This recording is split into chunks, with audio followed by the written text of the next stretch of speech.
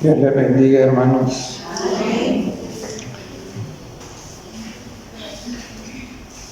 ¿Saben? Yo no me canso de decir que me alegro de verlos. Sí, ¿verdad? No los vemos a todos los sábados, ¿verdad? Pero cuando vienen nos ponemos muy contentos, ¿verdad? Que Dios les bendiga, hermanos. Yo no sé a los hermanos predicadores si les pasa, pero a mí me pasa. Cuando me dicen o cuando me toca predicar, entro en un estado en el que digo, y Señor, ¿y sobre qué tengo que predicar? ¿Verdad? Y entonces comienzo a decirle al Señor, por favor, decime, ¿qué tengo que predicar este sábado? ¿Qué es? Y pasa un tiempo y de repente viene una idea y ya. Y entonces comienzo a ver, a mirar qué dice la Biblia, qué es el espíritu de profecía sobre eso, y entonces le pido al Señor que me ilumine para decir lo que Él quiere que yo diga. Y hermanos, yo tenía hoy cierto temor de predicar el tema que voy a predicar, porque no estaba seguro si era el tema que Dios quería que yo predicara hoy. No es un tema frecuente, ¿verdad? Pero Dios me acaba de dar la respuesta. ¿Por qué? Yo no tenía ni la más mínima idea de qué iba a ser la historia de los niños. Absolutamente no. Y a mí no me tocaba predicar hoy. Yo le tocaba predicar a otro hermano. Y él me pidió que si yo lo podía sustituir. Y entonces, hermanos, hoy vamos a hablar un tema que es muy adventista del séptimo día. ¿Qué tema es? Es el tema del espíritu de profecía. ¿Qué les parece? El tema del espíritu de profecía. Y entonces, hermanos, comenzamos primero yendo a Génesis, y en Génesis encontramos que Dios hablaba con Adán y Eva, ¿cómo? Cara a cara. Él venía al Edén y entonces platicaba con ellos, así, platicaba con ellos. Pero, ¿qué sucedió? Desafortunadamente, Adán y Eva, como representantes, ellos constituían la raza humana, porque no había nadie más en ese momento, ellos eran la raza humana. Ellos deciden cortar esa comunicación cuando deciden pecar. Y a partir de ahí, ya Dios no pudo comunicarse directamente con ellos como lo hacía antes. Por favor, vayan al libro de Isaías.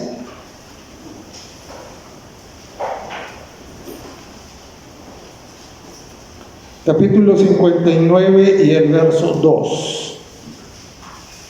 Dice: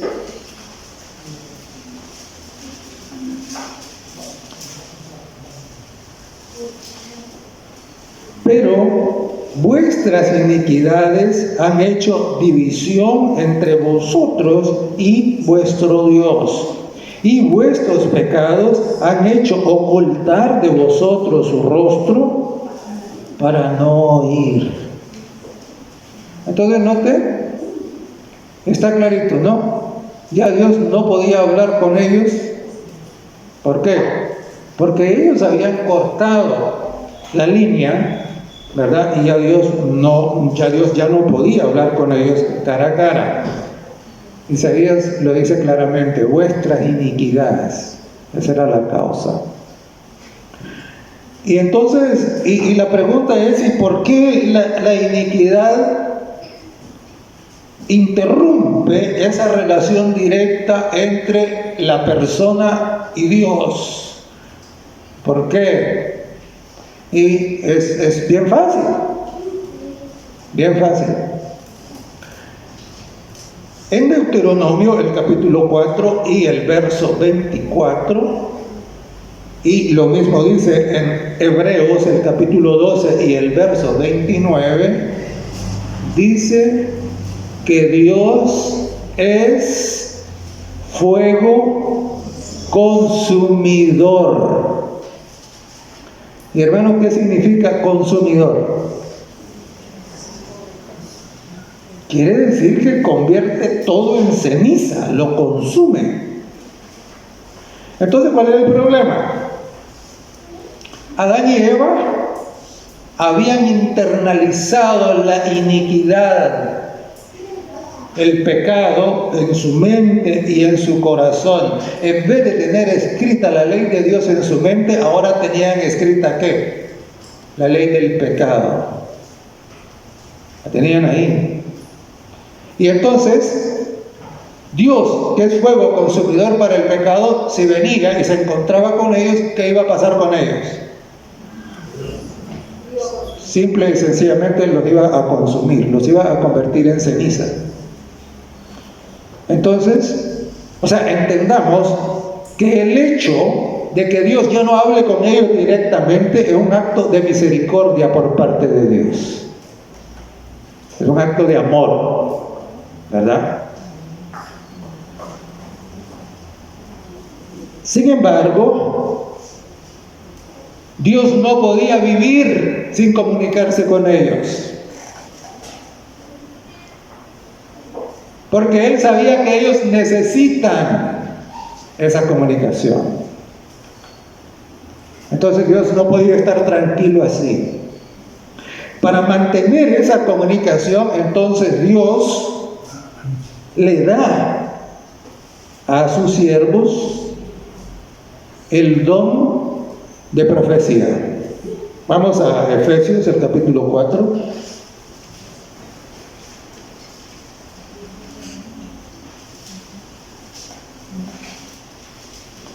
Efesios capítulo 4 y el verso 11. Dice: y Él mismo constituyó a unos apóstoles, a otros, ¿qué? Profetas,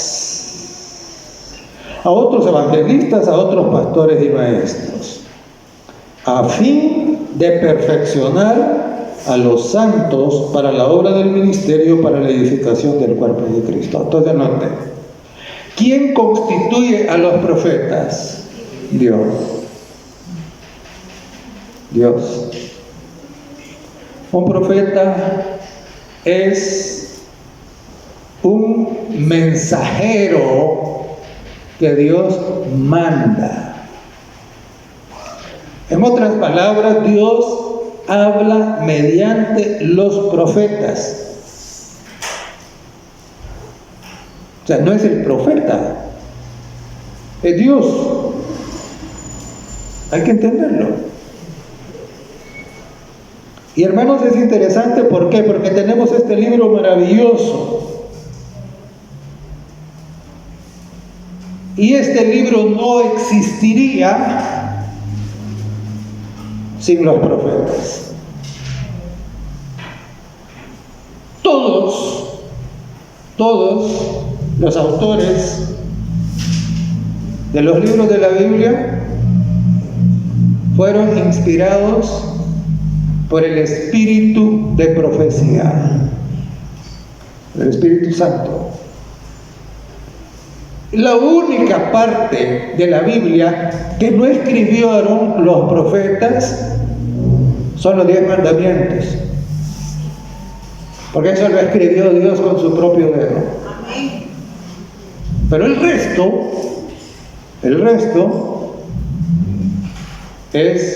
son los mensajes que Dios nos ha mandado por medio de los profetas. Debemos dar gracias a Dios por el don de profecía, ¿verdad? Ahora, entonces, ¿cómo es que esto funciona? Miren, el Espíritu Santo se comunica con ciertas personas especiales para que ellos hablen las verdades acerca de Jesucristo, acerca de Dios. Y esto es importante, hermanos, que entendamos. Mire, Dios no agarra a cualquier persona, a una persona común, a un loco, para que sea profeta. No, Señor. Él busca y Él conoce el corazón, la mente, lo de adentro de cada uno. Y entonces Él mira eso. Y entonces ve quién está en su misma sintonía. ¿Para qué? Para poder encomendarle esta misión de hablar en su nombre. A ese le da el don. No se lo da a cualquiera, ¿verdad? Entonces, fíjense que cuando nace o comienza el conflicto, Satanás comenzó a calumniar a Dios, a decir un montón de barbaridades acerca de Dios, que Dios era malo, que Dios había puesto una ley para esclavizarnos, que Dios era egoísta, que Dios era un tirano. La tarea de los profetas es ¿qué? La tarea de los profetas es decir la verdad acerca de Dios, es decir, desmentir al enemigo. ¿Qué es la tarea de los profetas? Y hermanos, esto es bien importante. ¿Saben por qué?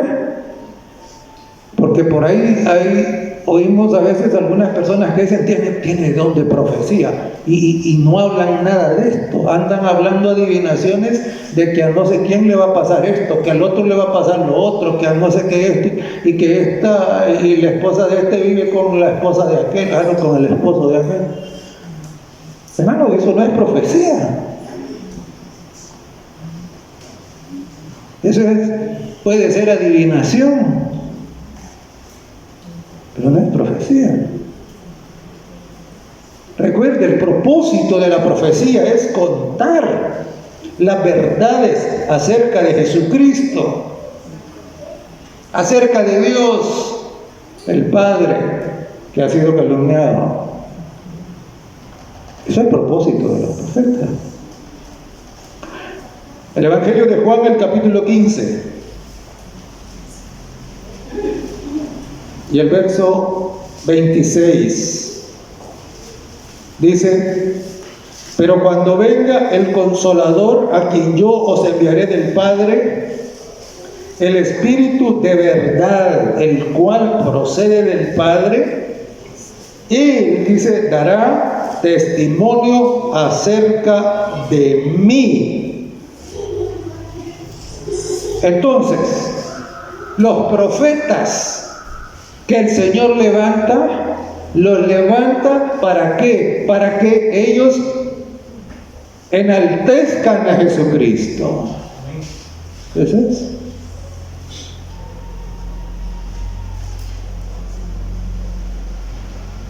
Proverbios, capítulo 29.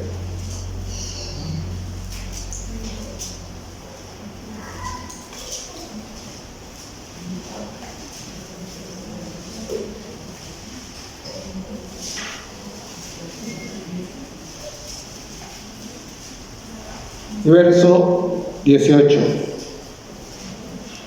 Dice así la palabra del Señor: sin profecía, ¿qué pasa con el pueblo? Se desenfrena.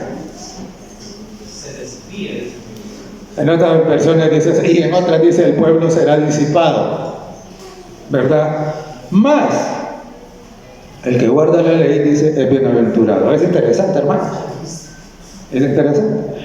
Porque note usted cómo la profecía, la verdadera profecía, está relacionada con ¿qué? Con la obediencia a los mandamientos. ¿Eh? Sin profecía, dice, el pueblo se desenfrena. Es decir, hace lo que le da la gana. ¿Verdad? Más, dice, el que guarda la ley, ese es el que escucha lo que Dios le manda decir por el profeta, será bienaventurado. Ahora, en Joel, el capítulo 2,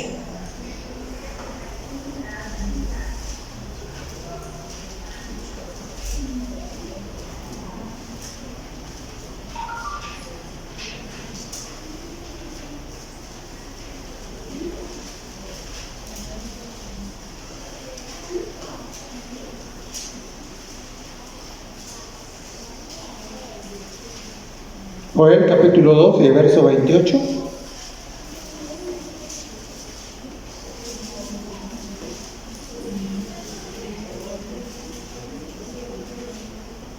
¿Qué dice?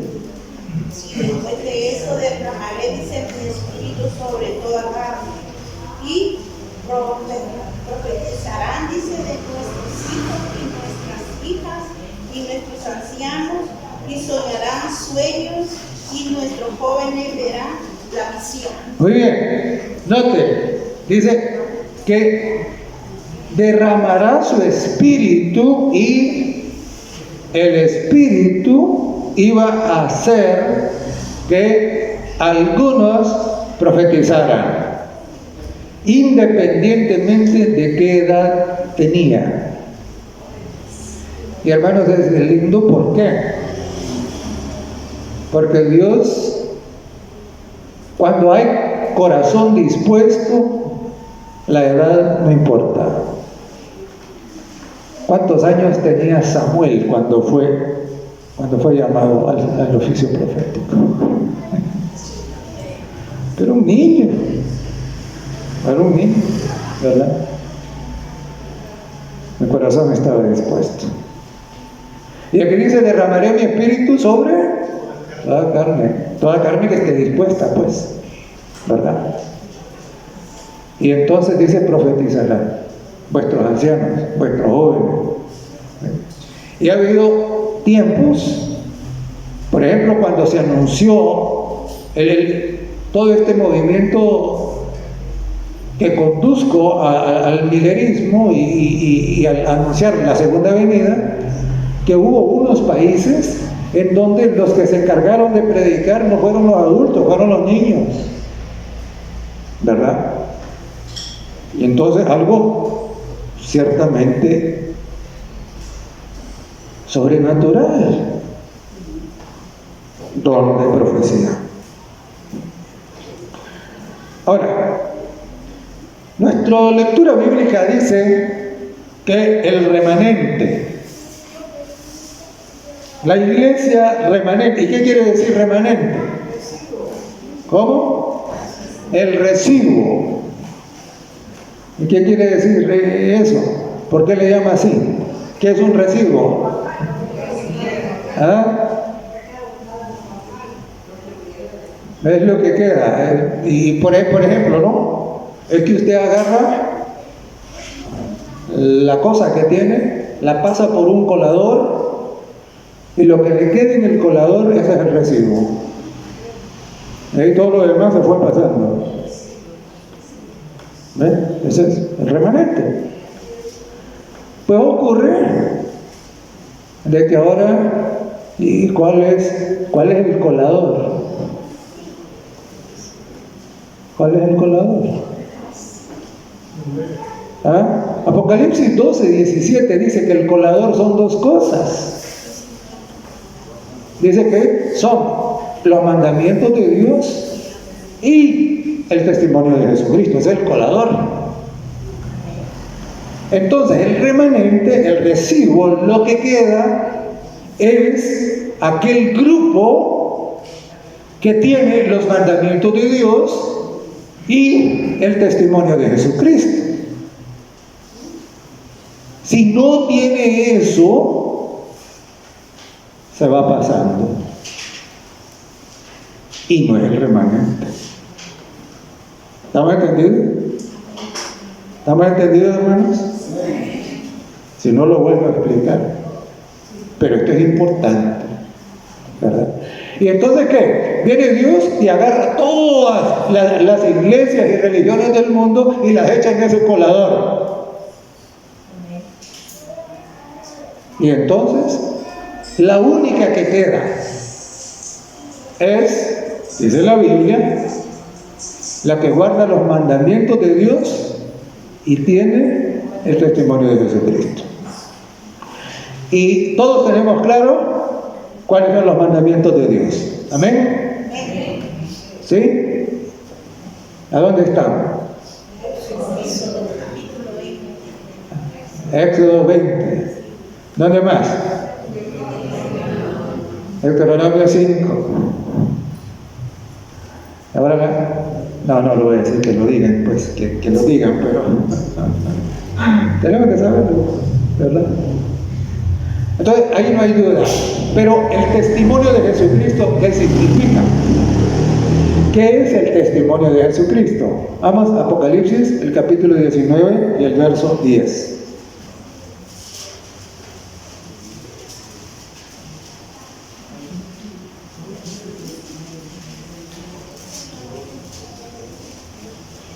Apocalipsis capítulo 19 y el verso 10.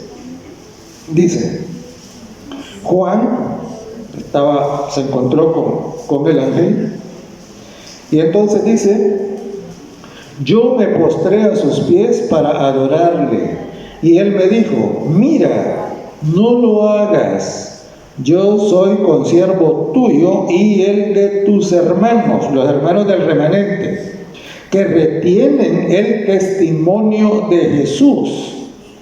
Adora a Dios, porque el testimonio de Jesús, ¿cuál es? Es el espíritu de profecía.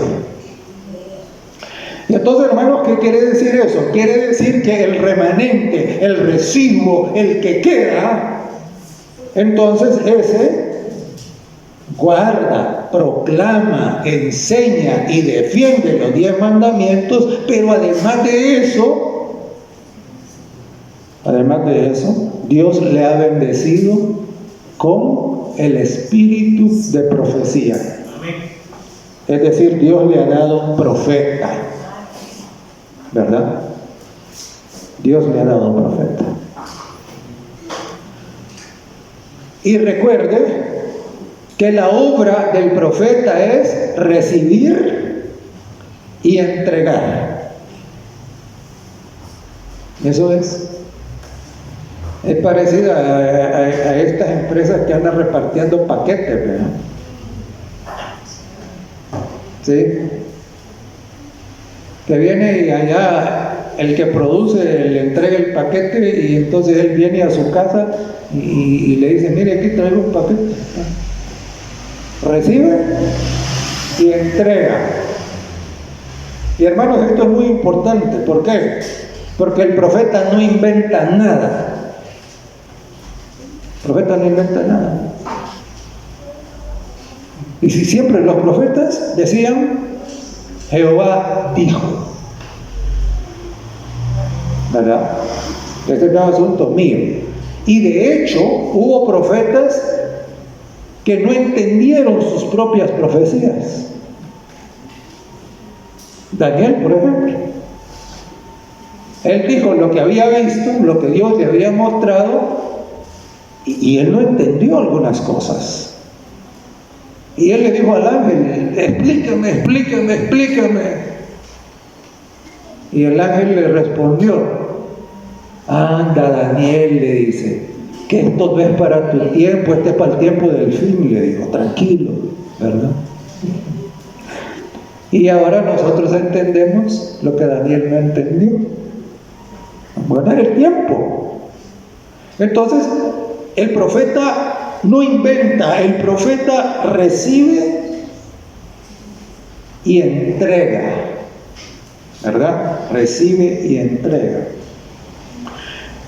Y hermanos, cuando nosotros vamos al capítulo 24 del Evangelio de Mateo y vemos el verso 11, y hay que decir que esto en un mismo sermón Jesús lo dijo 3 veces. Mateo 24, 11 dijo así: y muchos falsos profetas se levantarán, ¿y qué van a hacer? Engañarán a muchos. Ahora, hermano, ¿qué significa que hayan falsos profetas? Que hay verdaderos, eso significa. Porque si no hubieran, Jesús no hubiera dicho tengan cuidado con los falsos profetas. Simple y sencillamente hubiera dicho no le crean a ningún profeta porque ya no van a ver. Pero no es eso lo que dijo. Dijo tengan cuidado porque van a haber muchos falsos profetas y engañarán a un montón. Por eso es que a usted nunca le han dado un billete de $7 falso. ¿Ah? ¿Y por qué? Porque no hay. Porque no hay. Pero ¿por qué no le aceptan en muchos negocios los billetes de $100? Porque tienen miedo de que sean falsos, porque hay billetes verdaderos. Entonces, lo mismo pasa con los profetas. El hecho de que Jesús advirtiera contra los falsos profetas para el tiempo del fin, porque Mateo 24 es un sermón que abarca el tiempo del fin, entonces es una evidencia de que habría profetas verdaderos en este tiempo, ¿verdad? Ahora, la pregunta es, ¿y cómo nosotros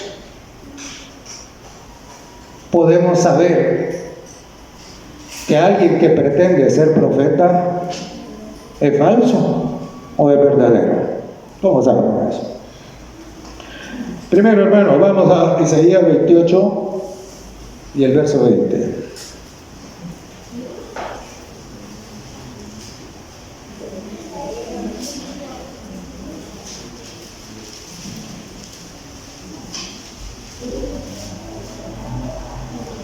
Isaías 28, 20.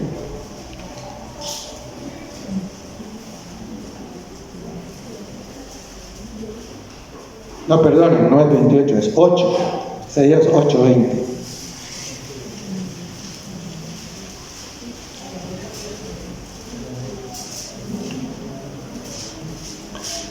Dice así: a la ley y al testimonio. Si no dijeren conforme a esto, es porque no les ha amanecido. Entonces, hermanos, miren, el profeta verdadero siempre va a estar de acuerdo con todo lo que la Biblia dice. Si hay alguien que pretende venir de parte de Dios y niega una parte de la Biblia, usted ya puede desecharlo como profeta verdadero. Ya puede saber que ese no es. Y hermanos, ahora miren, hay montones de gente diciendo que la ley de Dios no vale. Y aquí la Biblia dice a la ley y al testimonio. Los que no hablen, dice, de acuerdo con esto, no les ha amanecido, están en tinieblas.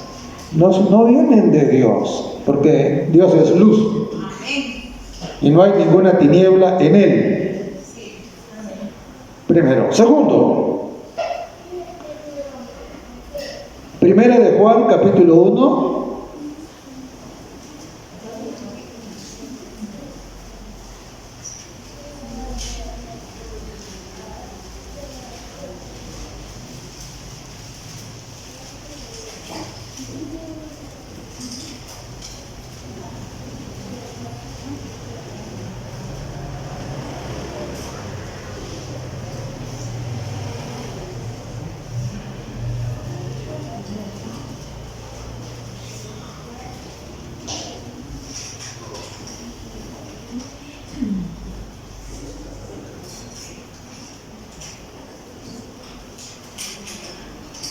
Verso del 1 al 3, dice: lo que era desde el principio, lo que hemos oído, lo que hemos visto con nuestros ojos, lo que hemos contemplado y palparon nuestras manos tocante al verbo de vida. Porque la vida fue manifestada y la hemos visto y testificamos y os anunciamos la vida eterna, la cual estaba con el Padre y se nos manifestó. Lo que hemos visto y oído, eso os anunciamos, para que también vosotros tengáis comunión con nosotros. Y nuestra comunión verdaderamente es con el Padre y con su Hijo Jesucristo. Entonces, hermanos, los que pretenden venir de parte de Dios y degradan a Jesucristo, usted puede saber que esos no son verdaderos profetas. Porque recuerde, los profetas que vienen de parte de Dios, ¿vienen para qué? Vienen para presentar la verdad acerca de Jesucristo y acerca de Dios, ¿verdad? Entonces, recuerde eso. El que no pone en el centro a Jesucristo, el que no reconoce que Jesucristo es Dios y que Él se hizo hombre, ese no viene de parte de Dios. Tercero, Jeremías capítulo 28.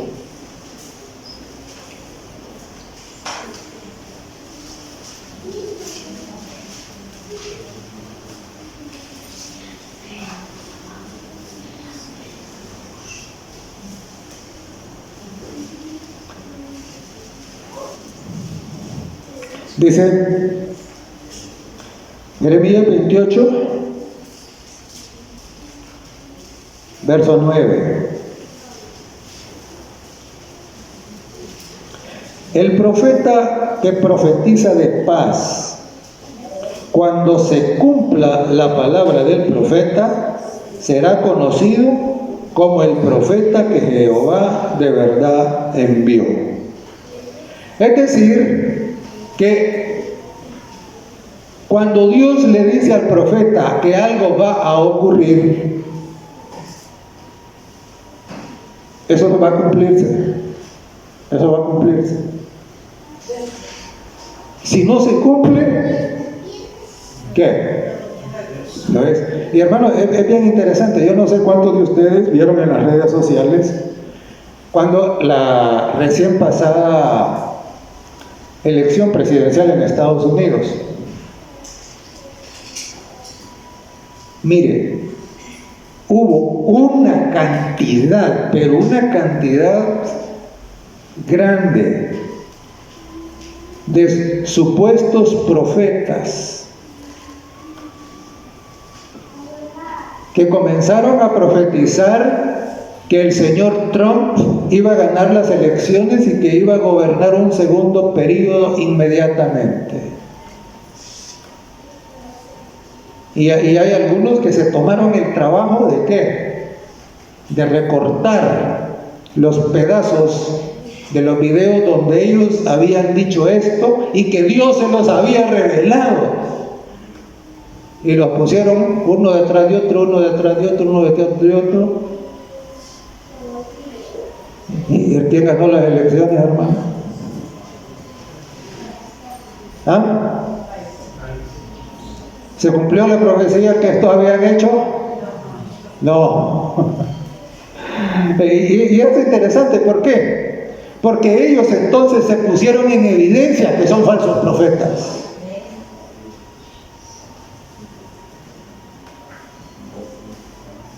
Qué bueno que lo hicieron. Qué bueno que lo hicieron, ¿verdad? Ellos dijeron, no, él va a ganar, él va a ganar, él va a ganar, ya Dios me lo dijo, ¿verdad? Pues no, falsos profetas. Y hermanos, una cuarta cosa que es importante es el testimonio personal del que dice que es profeta. Mateo capítulo 7.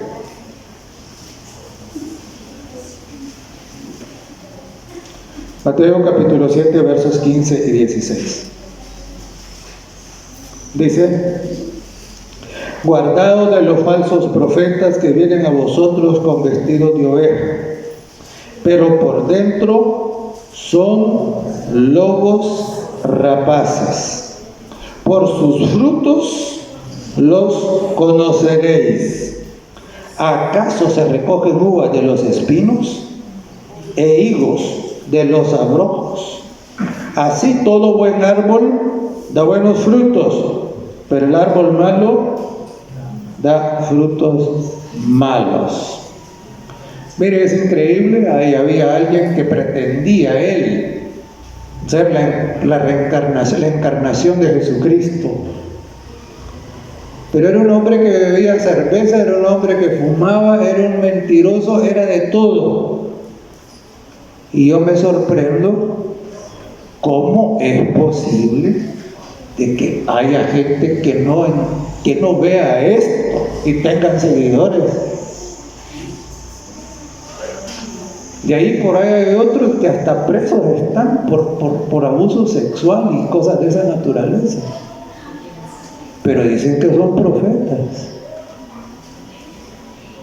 Hermanos, la palabra de Dios es bien clara. Dice, por sus frutos, ¿qué? Los conoceréis. Entonces ahí tenemos que uno, un profeta verdadero nunca va a contradecir la Biblia. Dos, siempre va a poner en el centro a Jesucristo, no su persona, ni a nada, ni a nadie, a Jesucristo. Tres, lo que Dios le muestra al profeta, eso va a cumplirse. Si no se cumple, ese no es profeta de Dios. Y tres, y cuatro, el testimonio de su vida es un testimonio de santidad, ¿verdad? ¿Estamos entendidos? Ok. Entonces, hermanos, ahora, el 26 de noviembre de 1827 ocurrió la historia esa de los niños.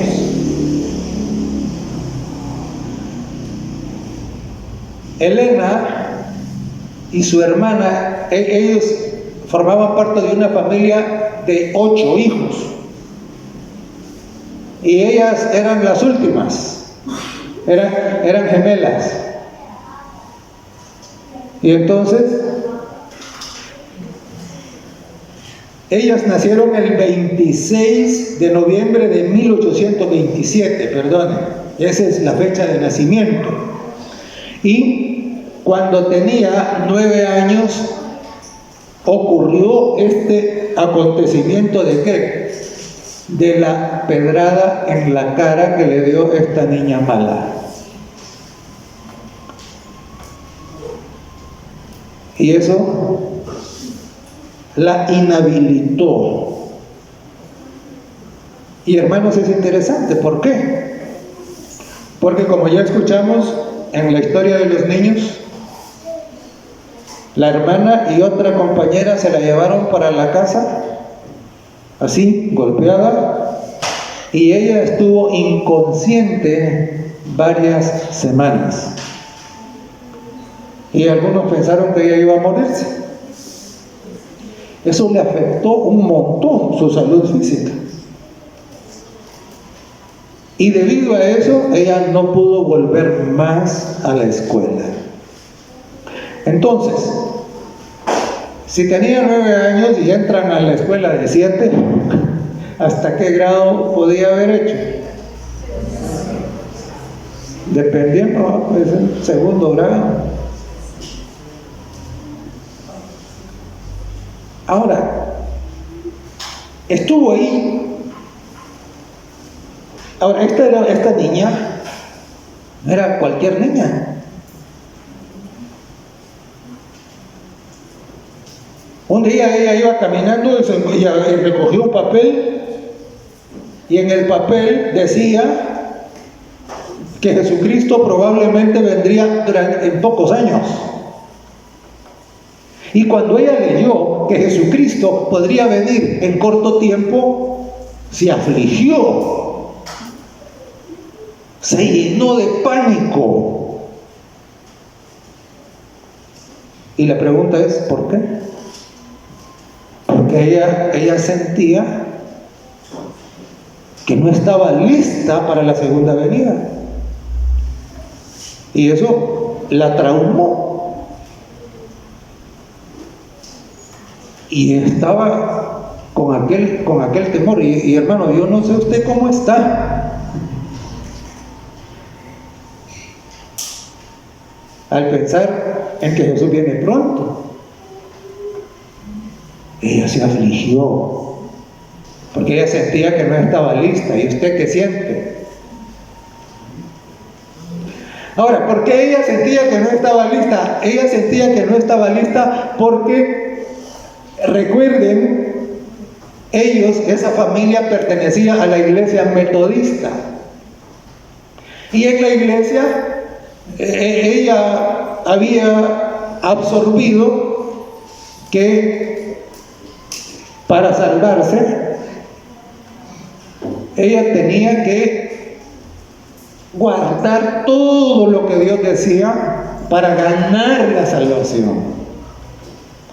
En otras palabras, ella tenía la idea de que la salvación era por obras. Y además tenía otra idea. La idea es de que cuando una persona recibe la salvación, entonces comienza a andar como en el aire y a tener éxtasis.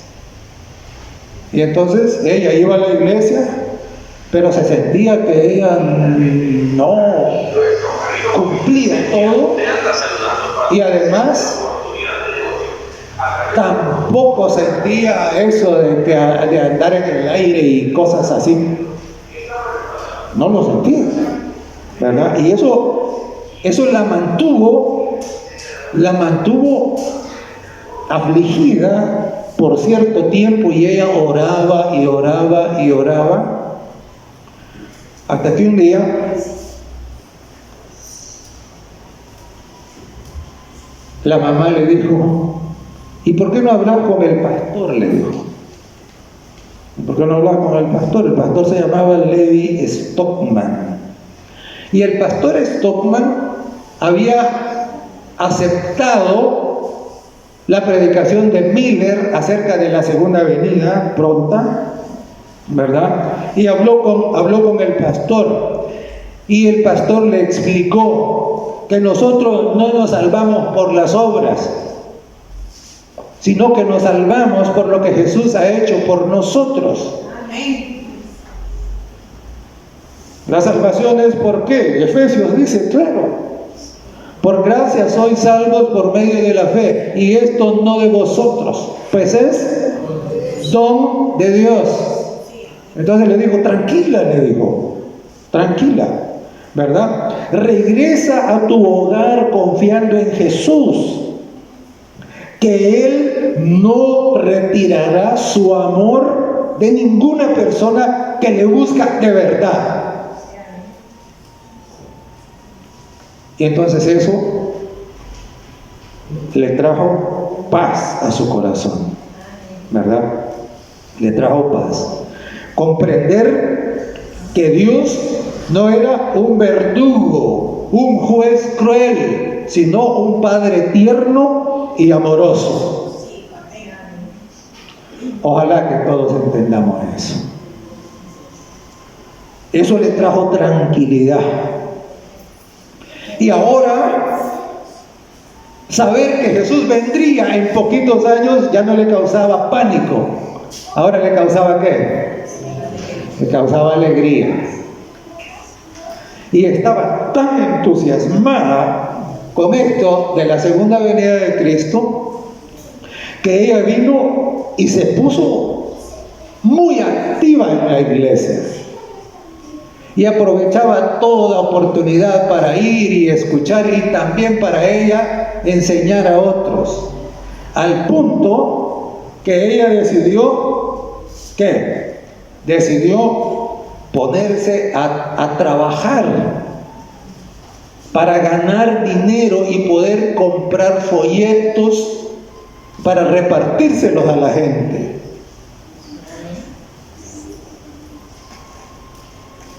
¿Y de qué trabajaba?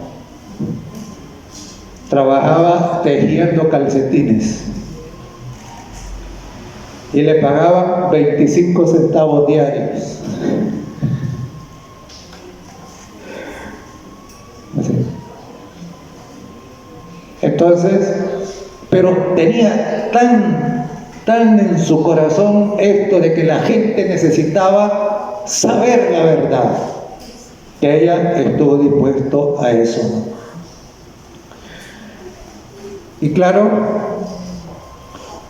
en diciembre de 1844, recuerde usted que en octubre ellos estaban esperando que Jesús vendría el 22 de octubre de 1844. ¿Y qué pasó? Jesús no vino. Porque habían interpretado las profecías correctamente, los cálculos de tiempo, pero no habían entendido que ahí no hablaba de la segunda venida, sino que ahí hablaba del día de la expiación, del inicio del juicio investigador. De eso hablaba, pero ellos no lo habían entendido.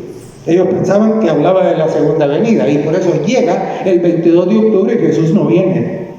Y eso a todo este montón de gente de las diferentes iglesias, porque los mileritas no eran una iglesia. Los mileritas eran gente de diversas iglesias: los metodistas, los presbiterianos, los de la Conexión Cristiana, los episcopales, los bautistas. Miller mismo era bautista. Eran de todas las iglesias. Y entonces cuando Jesús no viene el 22 de octubre, ¿qué? La gente se desanimó. Se desanimó.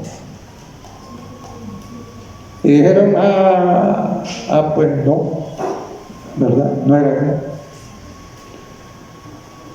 Y la inmensa mayoría, ¿qué? Se fue. En diciembre de ese año, había un grupo de mujeres orando en la casa de una hermana de apellido Haynes, en Portland. Y ahí estaba Elena de White, tenía 17 años. Bueno, no era de White entonces, porque ese es el apellido de casada, ¿no? El apellido de soltera era Harman. Y entonces ahí estaba ella, aquella muchacha, orando, y estaba algo desanimada, ¿verdad? ¿Por qué? Y entonces Dios le da la primera visión. Y hermanos, en esa visión miró que había un grupo yendo por un camino. Estaba la tierra, y en la tierra un montón de gente y cosas, y ella dice que comenzó a buscar entre toda esa gente a dónde estaban los adventistas, que en ese tiempo no existían como iglesia, pero existían como un grupo que había quedado de los mileritas, y no eran del séptimo día todavía. Y entonces dice que comenzó a ver a dónde estaban y no los miraba, no los hallaba. Y entonces una voz le dijo: mira más arriba. Y entonces dice que miró y había un camino que llegaba como un camino de luz. Y entonces ahí los vio. Dice que iban caminando para arriba. Pero vio que habían algunos que decían: ay, no, pero todavía falta tanto y esto es tan difícil, no, yo mejor aquí me quedo. Y abandonaban el camino, dice. Pero que otros siguieron con la vista puesta en Jesucristo. Y entonces, esa visión, ¿qué? Esa visión le animó, pero no se la dijo a nadie. No se la dijo a nadie. Porque ella tenía miedo. Hermanos, en aquel tiempo había una cantidad de falsos profetas increíble. Montón. Bueno, ese mismo tiempo es cuando surge el que le llaman profeta, José Smith, que lo mataron una multitud.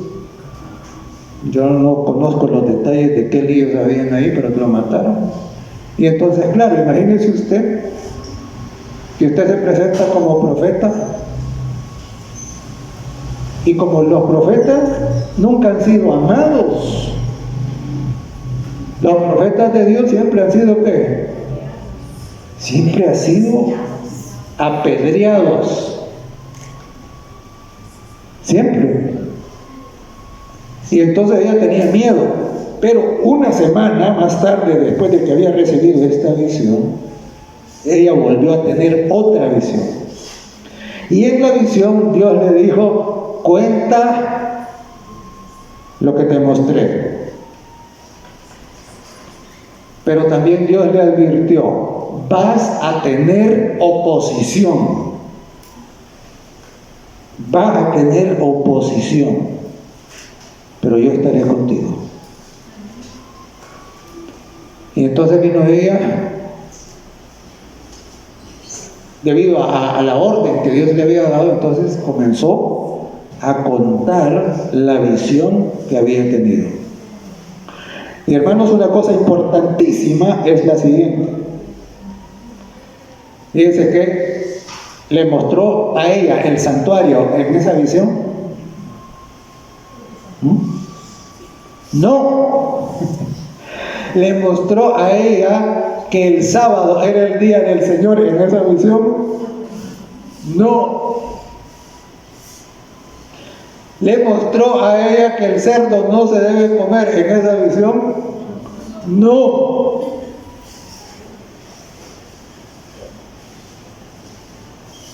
Lo único que le mostró es que Dios tenía un pueblo aquí, y que ese pueblo, mientras mantuviera sus ojos en Cristo, ese pueblo iba a llegar al cielo.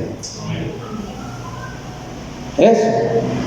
¿Y de dónde vino esto del sábado y del santuario y de no comer todas estas comidas inmundas? ¿De dónde vino eso?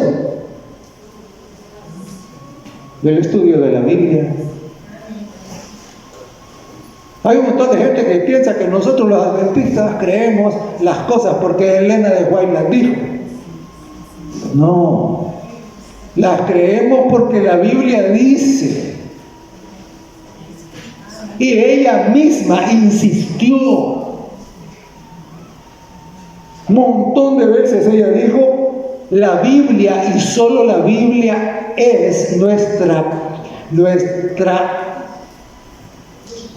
base para nuestra creencia y nuestra práctica, dijo. Nunca se aparten de este libro. Importante, ¿verdad? Porque ahí hay un montón de falsos profetas que vienen, escriben un libro y tiran a un lado la Biblia. Y dicen, ahora esto es. No, señor. Y por eso ella dijo, somos el pueblo del libro. No porque nos podemos de memoria el libro, aunque deberíamos. Sino ¿por qué? Porque toda nuestra creencia está basada en el libro. ¿Estamos entendidos? Ahora, pero y entonces, ¿para qué Dios da el don de profecía a esta hermana? Lo dio con varios propósitos. Lo dio para animar a los desanimados, para que no se echaran para atrás como se echó la mayoría, manteniendo sus ojos puestos en Cristo. Lo dio para confirmar las cosas que ellos iban descubriendo en el estudio de la Biblia. Note, ellos primero hallaban las cosas en la Biblia y después Dios les decía por medio de la profecía, así es. O sea, nuestra creencia basada en la Biblia, ¿no? Ella lo que hacía era confirmar. Dios dio el espíritu de profecía para advertir. Cuando algunas cosas no se estaban haciendo correctas o algunos hermanos estaban yendo por caminos equivocados, entonces Dios dio para advertir. Dio el espíritu de profecía para aclarar algunas cosas, ¿verdad? Para eso lo dio. Pero no nos dio el espíritu de profecía para que fuera el fundamento de nuestra fe. El fundamento de nuestra fe es la Biblia. Es el fundamento de nuestra fe, ¿verdad? Y entonces, hermanos, hay acontecimientos interesantes, porque imagínense usted, en un ambiente en donde abundaban los falsos profetas, de repente se levanta esta muchacha, porque es una muchacha, 17 años, diciendo que Dios le ha dado visiones. ¿Y usted cree que todo el mundo creyó? No.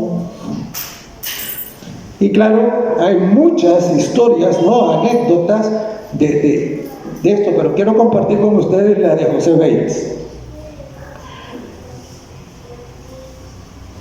El capitán Bates era el más viejito de los fundadores de la iglesia adventista del séptimo día, y él había sido capitán de un barco,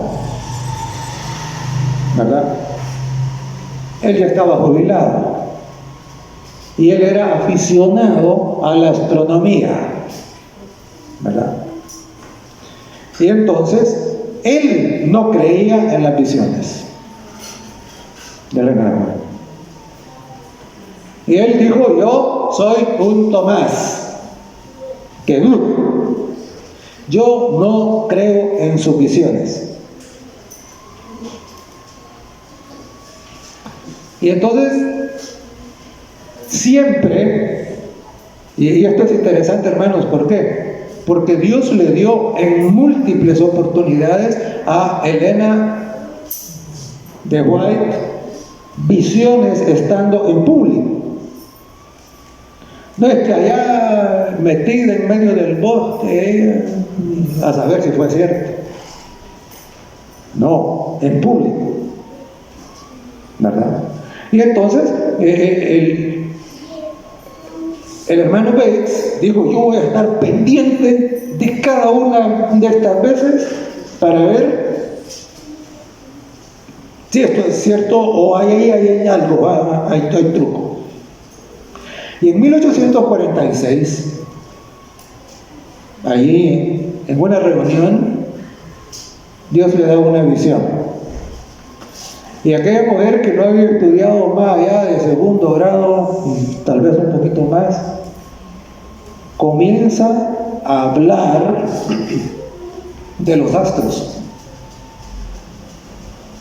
Y que vio un planeta y que tenía 4 lunas, y vio también que en el espacio había como una zona que era como un hueco, y ahí estaba el hermano Bates, y ella contó y dio muchas cosas de lo que estaba viendo en el espacio. Y entonces José Bates se quedó con la boca abierta. Recuerden que él era marino, y los marinos en aquel tiempo no habían los aparatos que hay ahora, ¿no? Los GPS y todo eso, ¿no? Las estrellas. Además, él era aficionado a la astronomía. Y él, cuando estaba oyendo, dice que le parecía que alguien, como que ella, como que estaba leyendo un libro de astronomía. Y ella no sabía el nombre del planeta, pero lo vio. Él sí sabía el nombre del planeta. Y entonces dice que aprovechó luego él para preguntarle, mire, ¿y usted ha estudiado astronomía? Y él le dice, no. Dijo él. Y entonces comenzó a hacer otras preguntas y todo. Y él, al final, después de esta y otras, él dijo, no hay manera, esto viene de Dios, ¿verdad? Y entonces comenzó a ¿qué? Comenzó a decir, miren, hagan caso, porque esto es Dios que nos está mostrando, ¿verdad? Entonces, hermanos, este es un caso en donde quien oyó aceptó las visiones como lo que son mensajes de Dios. Pero como hay gente siempre malintencionada, ¿verdad? Había una señora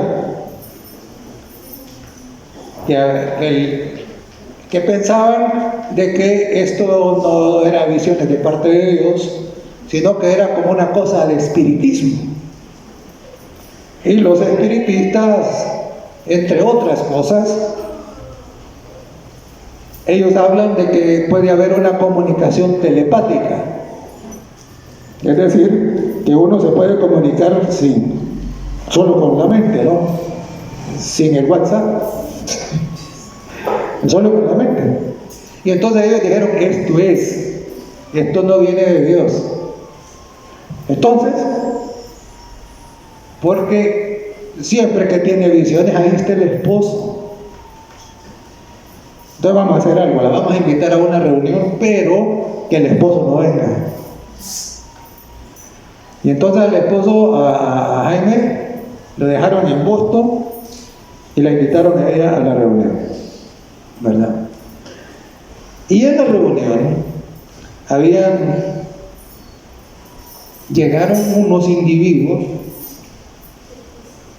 de apellido Sargent, uno, y el otro de apellido Robbins, que estos eran unos fanáticos que habían inventado un montón de cosas, habían arrastrado a un montón de gente, y entre otras cosas que ellos enseñaban, decían que trabajar era pecado.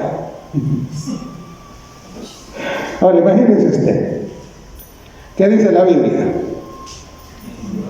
6 días trabajarás y harás toda tu obra.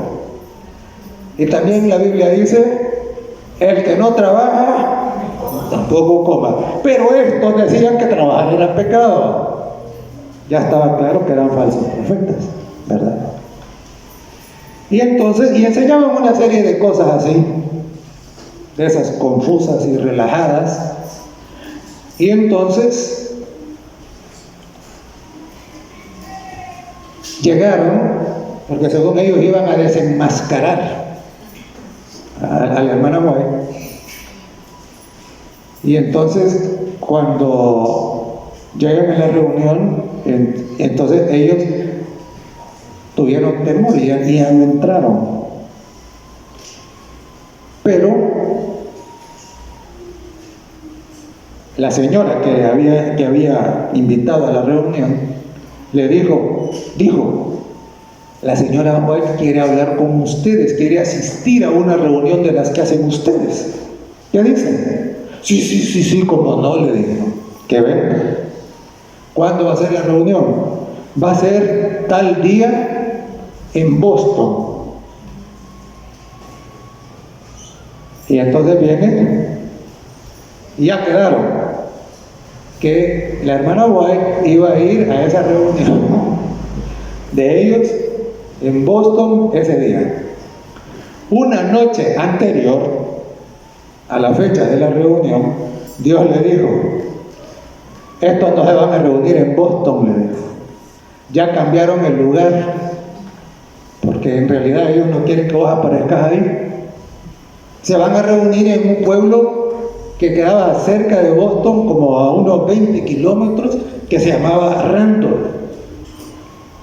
Y entonces le dijo, ahí se van a reunir, y ellos ya le avisaron a toda la gente que no va a ser en Boston, sino que allá, para que ella se fuera para Boston y ellos tener su reunión en otro lado. Pero Dios le dijo, en Randolph se van a reunir. Y entonces vino, y claro, llegado el día,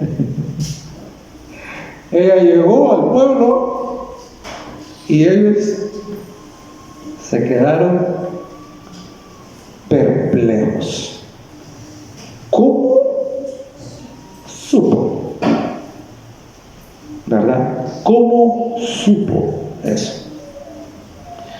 Y entonces dicen que claro, cuando ella comienza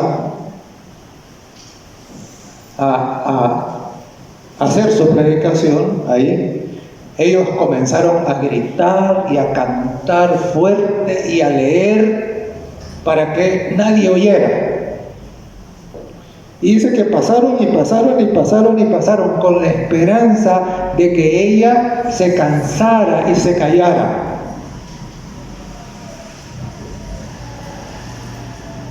Pero eso no pasó. Los que se cansaron y al final se callaron fueron ellos. Y entonces había un señor ahí de apellido Thayer. Y ellos le habían dicho a la gente que no escucharan a Elena de White porque sus mensajes eran del diablo. Y entonces vino este señor Thayer y le dijo a Sargent,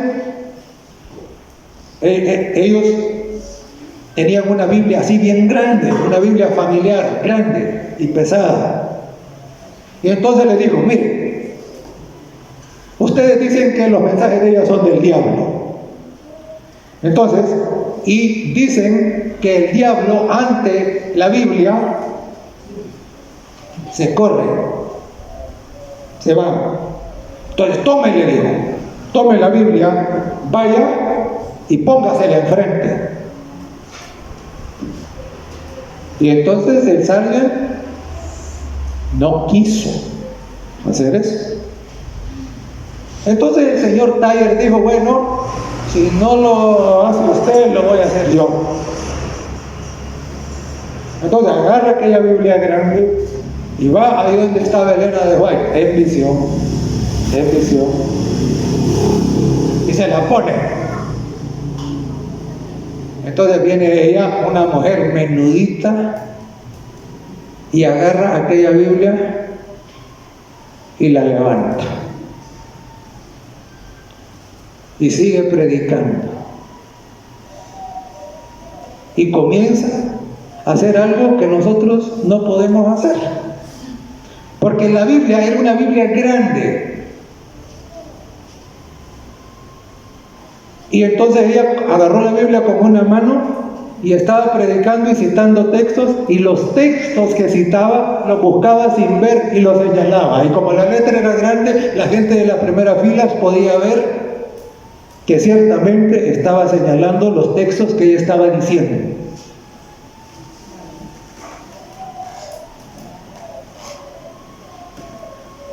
¿Y qué hicieron aquellos? Salieron corriendo, ¿verdad? Salieron corriendo. Y entonces, hermanos, de ahí, en otra reunión, había un doctor que era espiritista. Y entonces él había dicho, no, todas esas son cuestiones de hipnotismo y ese tipo de cosas. Yo puedo hacer que ella, cuando está en lo que dicen que es visión, yo puedo hacer que ella corte eso y sacarla de ahí. Y entonces vino y estaba en una reunión y entonces ella entró en visión. Y entonces los hermanos que habían oído lo que él había dicho le comenzaron a decir, doctor, doctor, ahora haga lo que usted ha dicho que puede hacer. Y él no mucho quería. No, le dijeron, María, usted ha dicho que usted, bueno, ahora vaya. Y entonces mire usted cómo es. Así un poco dudoso se levantó, vino al frente. Y entonces le dijeron, no, venga, acérquese.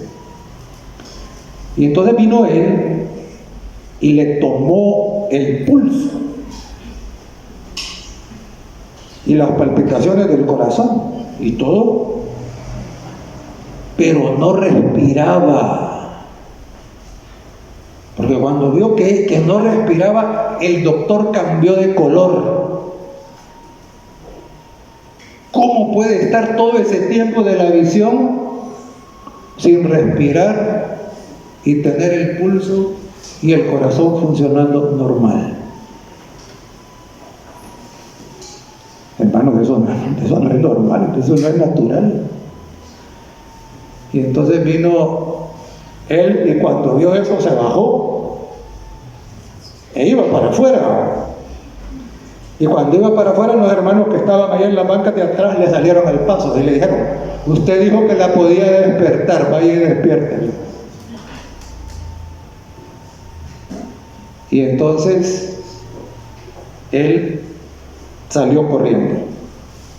Y entonces allá había en esa reunión el esposo de una hermana que era juez. Y él hizo este comentario. Está claro, dijo, que el espíritu que hay en ella y el que hay en este hombre no pueden permanecer juntos, dijo. Interesante, ¿verdad? No pueden permanecer juntos. Y hermanos, hay un libro que se llama Elena de White, Mensajera del Señor. Tiene como 700 páginas. En donde relata, bueno, una cantidad de todas estas anécdotas. Eso está en PDF, ustedes lo pueden descargar, ustedes pueden leerlo, ¿verdad? Y entonces, claro, hay mucho de esto. Ahora bien, hermanos, miren, Dios le mostró a ella una serie de profecías que cuando se las mostró a ella parecían que eran de cumplimiento imposible. En 1861, por ejemplo, estaban en una reunión y ella entró en visión y entonces Dios le reveló que iba a haber una guerra civil en Estados Unidos y que iba a ser una carnicería. Montones y montones de gente iban a morir. Y todavía dijo, aquí hay algunos que van a perder sus hijos en esa guerra. Y la gente no creía que esa guerra iba a ocurrir. El mismo presidente Lincoln, el presidente en ese tiempo, dijo, estén tranquilos, dijo, porque no va a haber una guerra, estamos aquí, nosotros no, eso no va a haber. Y el representante del sur también había dicho, miren, ya nosotros ganamos nuestras demandas, no se necesitó la guerra. Hermanos, 1861, ella estaba diciendo que la guerra iba a ocurrir, que Dios se lo había mostrado, nadie lo creía. 3 meses más tarde, la guerra reventó. Y ocurrió así como Dios le mostró a ella. Además, Dios le mostró que los Estados Unidos iba a llegar a ser ¿qué? Una potencia mundial, con un ejército poderosísimo, capaz de ¿qué? Capaz de convertirse prácticamente en el policía del mundo. Cuando dijo ella eso, ¿sabe qué? El ejército de los Estados Unidos tenía unos pocos miles de soldados. Estaba peleando con los indios y los indios los derrotaban. Hay una historia, sí, muy conocida, la del general o coronel Custer, ¿no? Habían unos caciques líderes de los indios, de toro sentado y caballo loco, y derrotaron al ejército de los Estados Unidos en el tiempo del hermano White prácticamente. Entonces, que ella dijera que iba a ser un ejército como el que es ahora, eso era increíble. ¿Se cumplió, hermanos? Miren, los Estados Unidos tienen como 800 bases militares regadas alrededor del mundo. Algo que en aquel tiempo parecía imposible. Además anticipó que el espiritismo iba a brotar de una manera novedosa. Y la gente no creyó. Y hermanos, es increíble. Mira, hay un montón de gente haciendo yoga y cosas de esas. Espiritismo, la nueva era. Esto está lleno en las películas y todo. Ella lo anticipó. Nadie creía eso tampoco. Y por supuesto, recuerdan ustedes que en 1798 los franceses llevaron preso al Papa y dijeron: aquí se acabó el poder del Vaticano. Pero ella dijo: el Vaticano se va a recuperar y todo el mundo se va a maravillar, como dice Apocalipsis 13. ¿Dónde estamos ahora? Es increíble, ¿no? Cosas que parecieron imposibles cuando ella las dijo. Sin embargo, ahí están cumplidas. Y hermanos, es bien interesante porque en eventos de los últimos días, en el capítulo 8, ella narra, entre otras cosas, que dice que un día ella en la visión estaba en Nueva York y que en Nueva York vio que había unos edificios altos y que los que los habían construido se llenaban de orgullo de que esos eran como la insignia de su poder, y que de repente esos edificios se incendiaron y fueron reducidos a ceniza.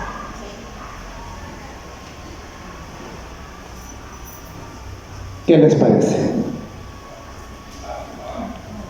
¿No les parece el 9/11 del 2001? ¿Y cuándo ella escribió eso? En la ciudad de San Francisco, en California, hubo un terremoto. Dios le mostró a ella 2 años antes que ese terremoto iba a ocurrir. ¿Te cumplió? Te cumplió. Terremoto de San Francisco.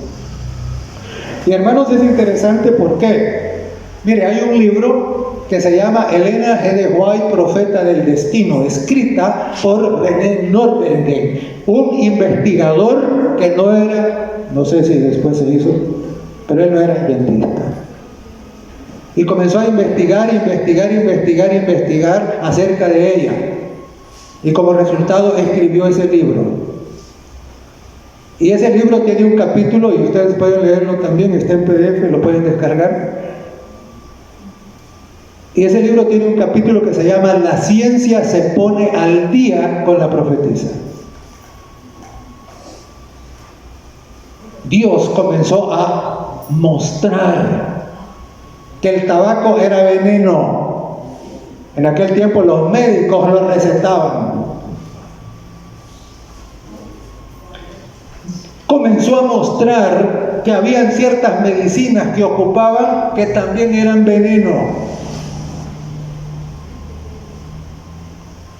Comenzó a decir que las embarazadas debían cuidarse. Y toda la gente se reía de lo que ella decía. ¿Cómo van a creer que al bebé que está dentro le va a afectar lo que la mamá haga? Y hermanos, comenzó a decir, por ejemplo, porque Dios se lo mostraba, que comer los montones de azúcar era dañino, que también es veneno, que lo mejor era no comer carne. Y hermanos, es interesante, porque ahorita ustedes encuentran que todas esas cosas, que cuando ella las dijo, los científicos no sabían y las contradecían, ahora son confirmadas. Hermanos, Dios va adelante. De nuevo a 3. Él ha dicho que su pueblo será ¿qué? Será cabeza y no cola. Y escribió sobre educación. Una vez uno de estos supuestos expertos, un doctor en educación, le mostraron algunos de los libros que Elena de White escribió sobre educación, y entonces él dijo: quiero conocer a esta mujer. Él estaba apantallado con lo que ella escribió. Y entonces le dijeron: bueno, nos gustaría, pero ella no está. ¿Qué? Sí, pero es que esto es de lo último. Entonces le dijeron: sí, pero ya ella no está. ¿Ven? Y cuando le dijeron que ella había estudiado hasta segundo grado, ese hombre casi se desmaya, ¿verdad? Entonces, hermanos, así es de que es importante pues que nosotros entendamos que Dios nos ha bendecido con el espíritu de profecía. Amén. Y un consejo para aquellos que dudan, o para aquellos que son nuestros amigos, que no son adventistas, es que no obren por prejuicio. Porque hay un montón de detractores diciendo que ella era farsante, que ella era aquí, que ella era allá.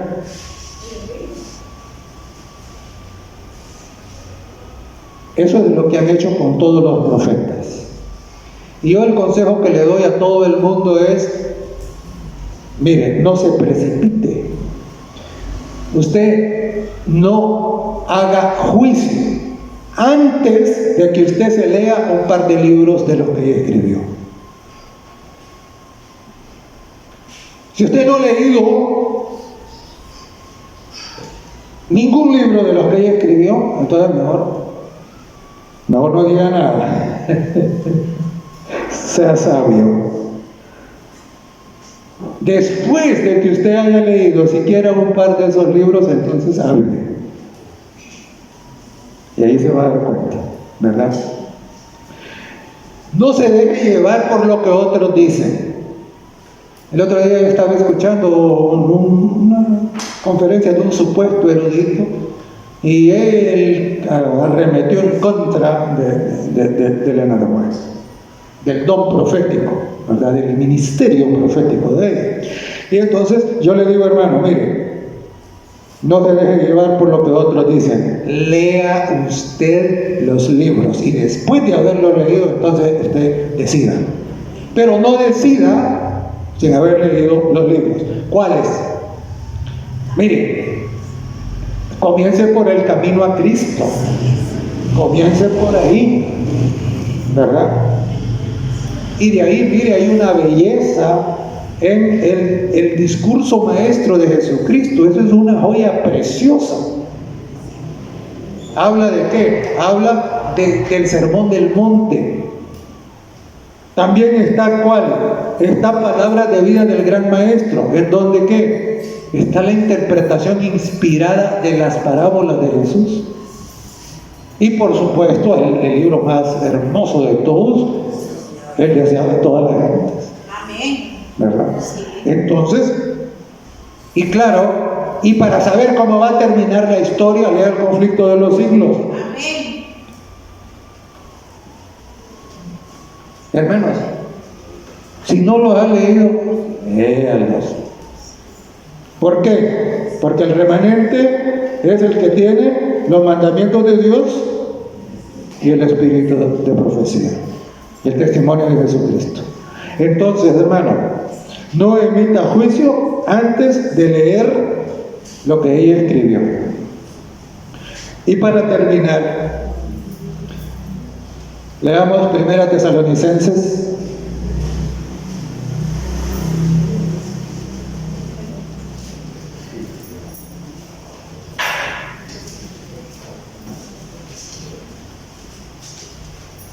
capítulo 5, verso 20. Dice: no menospreciéis las profecías. Y hermano, cuando usted no lee lo que Dios ha dicho para nosotros en este tiempo, usted está menospreciando las profecías. Y en Segunda de Crónicas,